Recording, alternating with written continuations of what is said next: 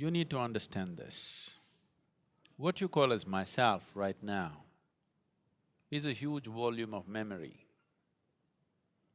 Your body is the way it is simply because of the genetic memory that it carries.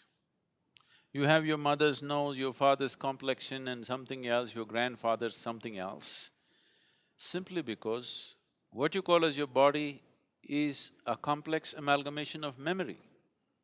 A very ancient memory lives in your body. What you call as my mind is 100% memory right now. So you are a huge heap of memory in many ways. And memory goes into you in different ways. Through all the five senses, you gather memory. What you see, what you hear, what you smell, what you taste, what you touch. Of all these five different ways of gathering memory, what you see and what you touch are the deepest forms of memory. Especially what you touch creates a certain level of memory in the system. So when you say a spouse, you have touched, and there is a certain level of memory. Now, your divorce means in some way you're trying to rip that memory off, and that's not going to be easy for various reasons. But at the same time, the very fact that you're going through your divorce means you want to be finished with that memory in some way. Maybe not erase that memory, but someone who was a spouse, someone who was in many ways a part of your life, slowly, for whatever reason, you have begun to experience them as a baggage that you're unwilling to carry. So, you want to keep the baggage aside, but you find the baggage is not something that you voluntarily carry, it is something that compulsively sticks to you. So when whatever sticks to you compulsively, if you try to rip it off, there will be pain. See if you can get rid of your mother from your system. You will see it's impossible. So similarly, memory has built up about your spouse, you can't just get rid of it just like that. If you do it, even mentally, psychologically, if you're equipped to do it, you will still see the whole system will go through a certain level of suffering invariably. Even if emotionally, psychologically you're in a balanced state that you can deal with it, the system will go through a certain process. You will see that especially when you are taken away from your spouse, either through divorce or death, you will see the memory within your system plays up much more strongly when they're not here. Particularly when death happens, you will see the memory of your spouse works in every cell in your body, if you have lived long enough together. It is not just an emotional and psychological process, it is a very physical process. So divorce is a voluntary death. You have decided to kill something that is a part of you in some way. It is because of this reason that having this understanding of the existence and the way the system functions, that they always told you, till death do you apart, you will not part. Because there is a physical memory about this, and the body doesn't have the balance of the mind. The mind can decide and turn around, but the body cannot turn around. The more memory you build into it, the more confused it becomes. So one type of memory, body handles it much better.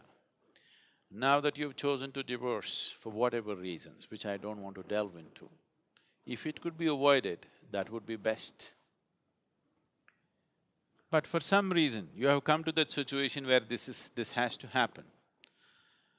You need to understand this, that divorce essentially means you have chosen to kill something which is a part of you.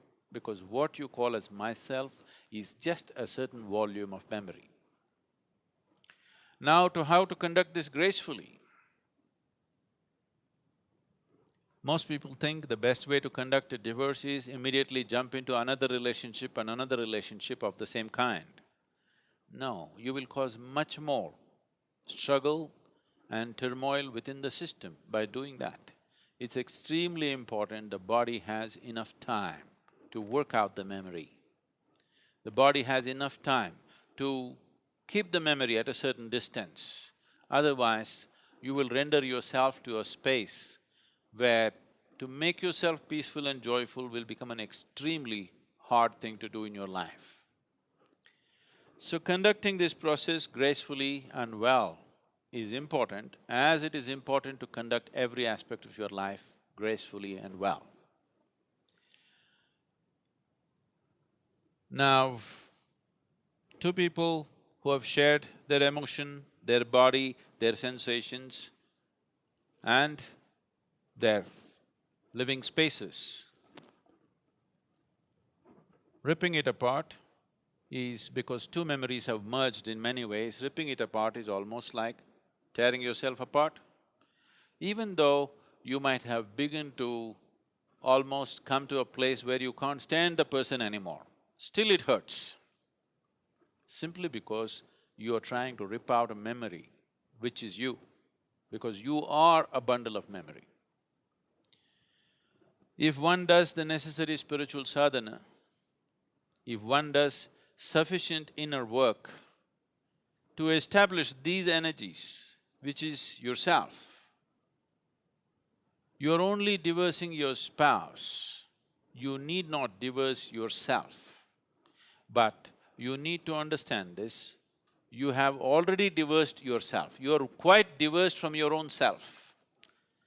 Your existence has been nurtured by making a bond, a partnership or a bondage, depending upon how you conducted this, to make yourself feel whole in some way. Most partnerships of this nature are made because by yourself you would feel insufficient, incomplete, but that's not how life is. This is a complete life process by itself. It does not need any assistance from outside. So now that you come to such a situation, it is time to turn inward and see. It is time that you find the completeness of what this life is. It is time you discover that this being is a complete being. It does not need any external assistance to be the way it is. To conduct our life in a society, we are interdependent, but the fundamental existence of this, the balance of what this is, the space of what this is, the possibility of what this is a complete process by itself. Our interdependence is only according to our external requirements, but our inner existence is complete by itself. You are divorcing your spouse, which is bad enough. Do not divorce yourself from yourself.